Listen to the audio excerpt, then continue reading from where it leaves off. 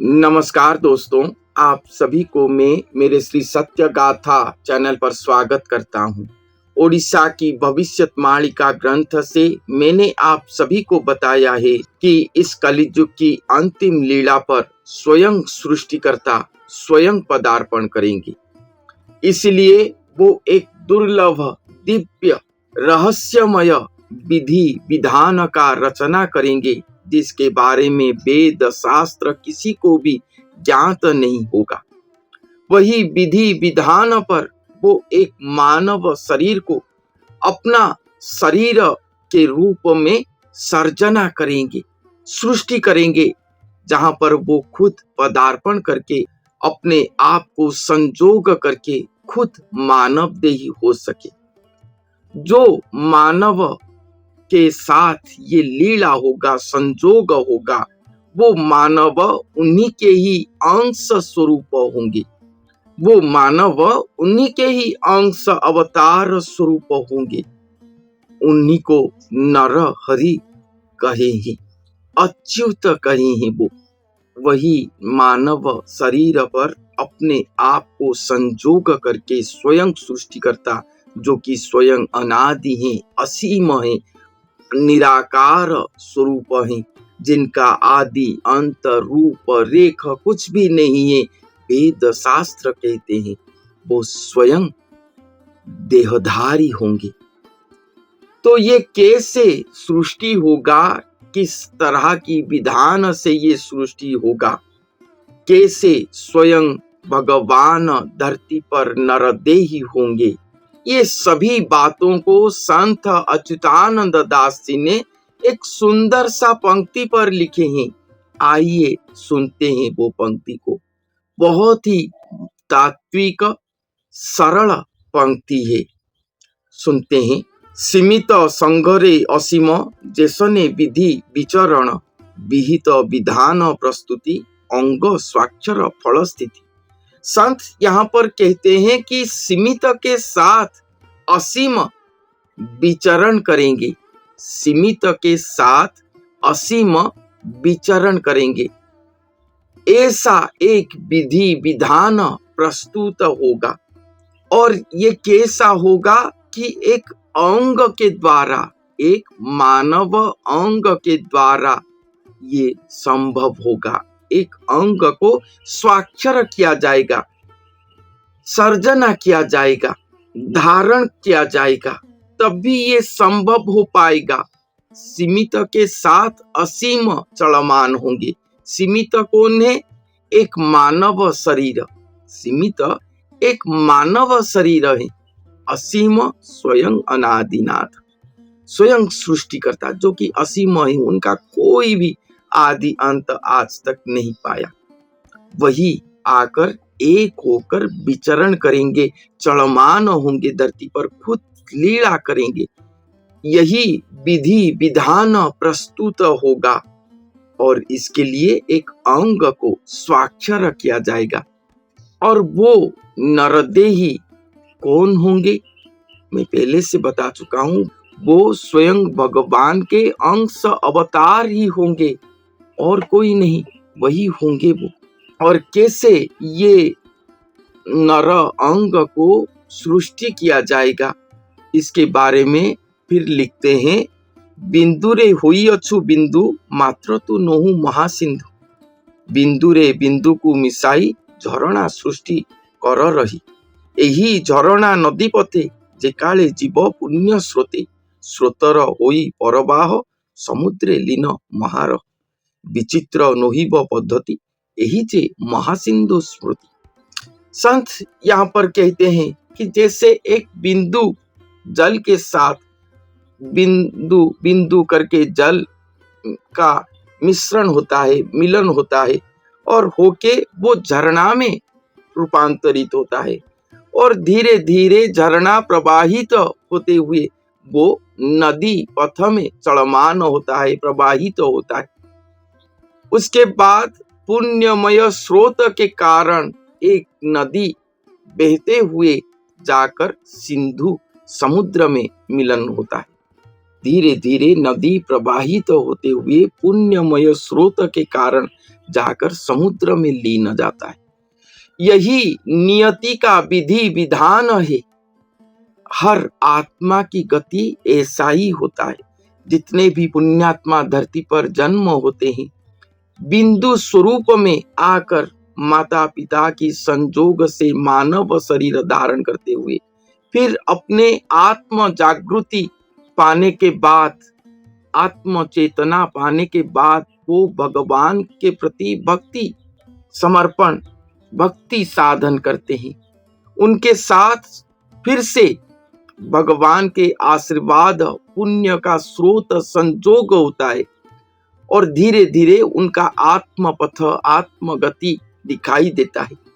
और ये गति धीरे धीरे चलते हुए झरना से नदी पे रूपांतरित होता है और अत्यधिक पुण्य स्रोत के कारण एक आत्मा जाके स्वयं श्री भगवान के श्रीपाद पर लीन जाता है, जो कि समुद्रमय है। ऐसा ही एक आत्मा धरती पर जन्म लेकर जन्म मृत्यु चक्र से उद्धार होता है। ये भव सागर से वो उद्धार हो पाता है। यही चिराचरित प्रकृति है जो कि ये पृथ्वी पर दिखाई दिया है। झरना से नदी, नदी से समुद्र तक की गति के माध्यम से एक आत्मा की गति को दिखाया गया। यही प्रक्रिया में वो जो महापुरुष होंगे उनका मिलन सृष्टिकर्ता के साथ होगा। मगर यहाँ पर पद्धति, विधि विधान थोड़ा विचित्र अलग होगा। यहाँ पर वो स्वयं भगवान के अंश अवतार जन्म लेंगे। उनका शरीर जो होगा सर्व प्राप्तिमय शरीर होगा। उनका भी आत्मगति होगा, सर्व प्राप्तिमय जीवन उनका होगा, सर्व प्राप्ति उनको होगा। जितने प्रकार के सिद्धि है, महासिद्धि है, सब कुछ समय के अनुसार उनके साथ संजोग होता जाएगा, बिंदु पे बिंदु युक्त होता जाएगा उनके साथ। जैसे हम एक कागज, पूरा कागज को हम टुकड़े टुकड़े कर देंगे और उसके बाद वो सभी टुकड़ों को जोड़ के फिर से वो कागज कर सकते हैं। उसी तरह स्वयं भगवान जो है वो पूर्ण है।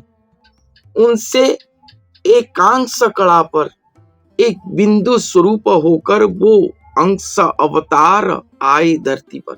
और जैसे टुकड़े टुकड़े कागज जिस तरह से है, भगवान उनके शरीर पर उनके सभी अंश को एक के बाद एक के बाद प्रेरित करके उनके साथ संजोग किए। और यहाँ पर पूर्ण कागज जिस तरह से है, ये पूर्ण कागज हो गए। उसके बाद स्वयं भगवान आकर वहां पर संजोग हुए, स्वयं बन गए स्वयं भगवान।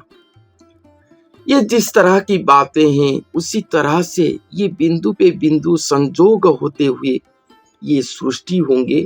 उसके बाद एक झरना की भांति वो दिखाई देंगे। पुण्य की स्रोत के कारण नदी में रूपांतरित होके समुद्र तक जाएंगे। यही चिराचरित प्रकृति यहीं तक सही है। मगर उसके बाद जो होगा वो स्वतंत्र, अनन्य, दुर्लभ है, जो कहीं पर भी कभी भी नहीं होता। ये बात कहते हैं। विचित्र नोहिब पद्धति यही जे महासिंधु स्मृति। नदी समुद्र में जाकर मिलता है, महासिंधु में कोई नहीं मिलता। सागर महासागर के साथ मिलता है। ये जो बात बताया गया वो साधारण आत्माओं की बात बताया गया, जो कि हम जैसे इंसान, हमारा बात है।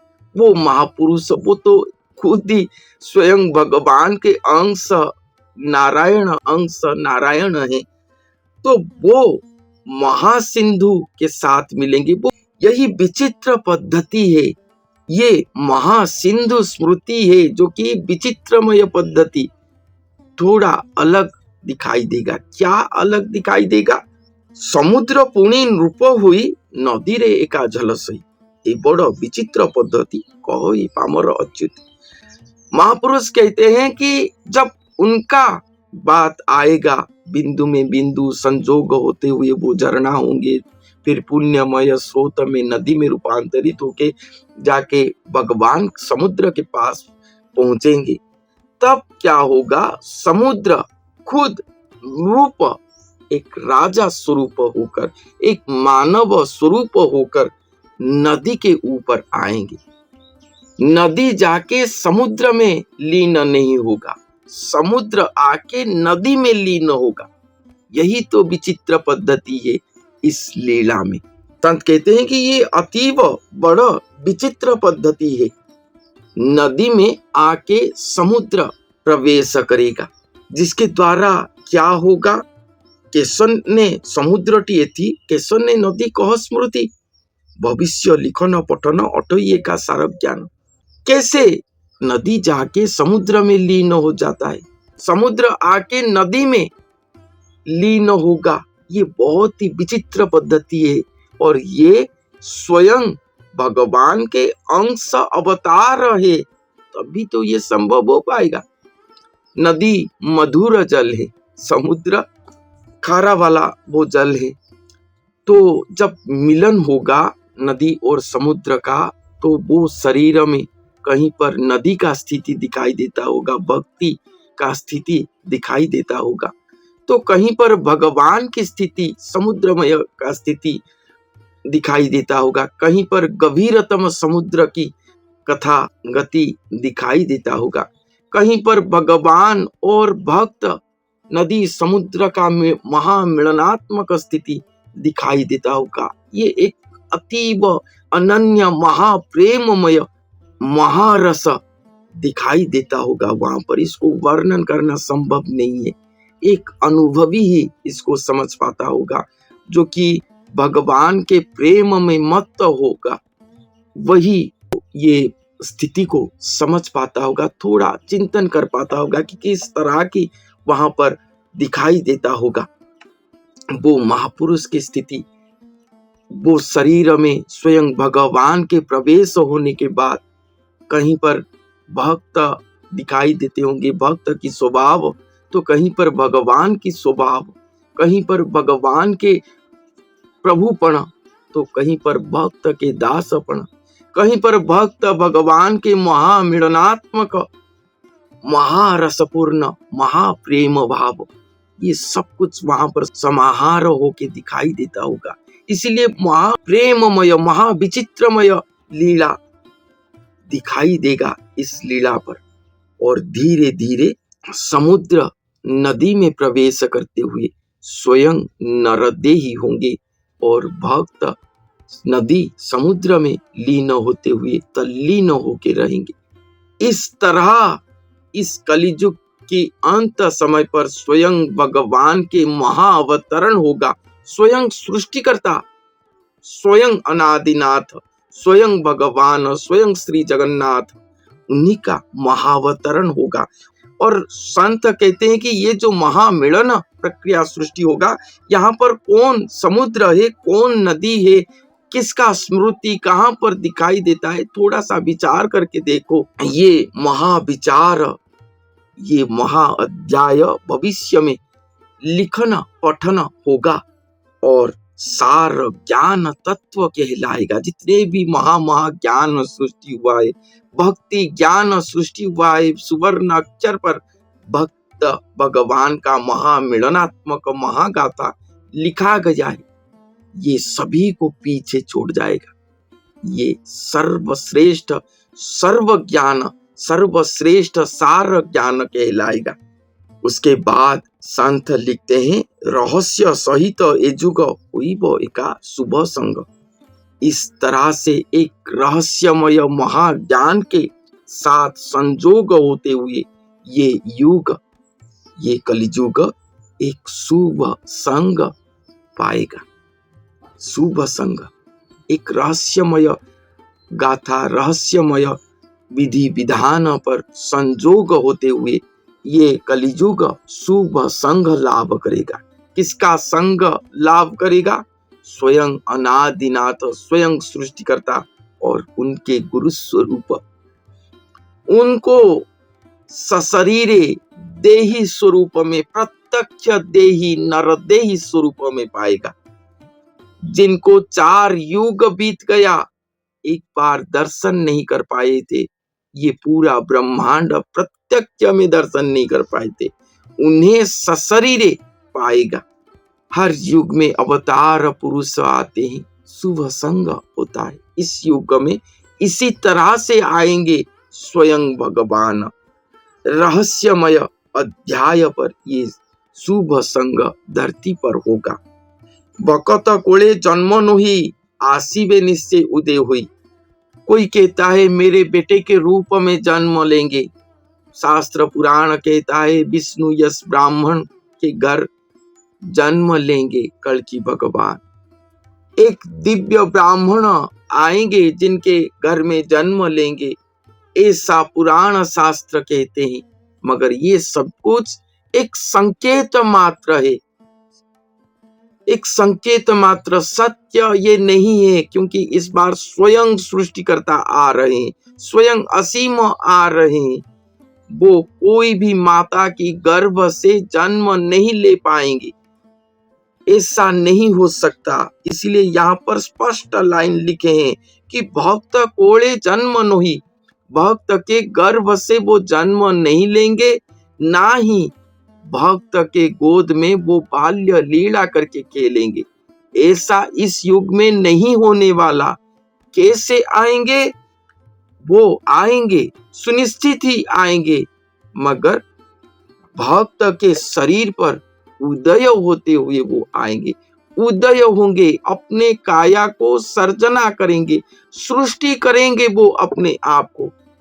स्वयं भगवान श्रीमद् भगवत गीता पर कहें कि जब धर्म का अधोपतन होता है, साधु संत जनों को परित्राण करने के लिए मैं अपने आप को सर्जना करता हूँ, अपने आप को सृष्टि करता हूँ। और ये युग में यही होगा, अपने आप को सृष्टि करेंगे। पहले अपने अंश स्वरूप को धरती पर जन्म देंगे, उसके बाद उन्हीं के काया को सिद्ध करके, सिद्ध देह करके वहां पर अपने आप को संजोग करते हुए अंत में खुद आएंगे और स्वयं नरदेही कहलाएंगे, स्वयं अचल धरती पर चलमान होंगे।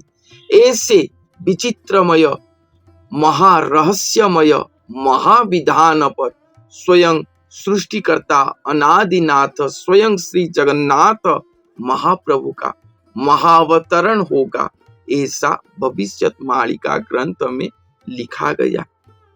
तो आज के लिए इतना ही। धन्यवाद।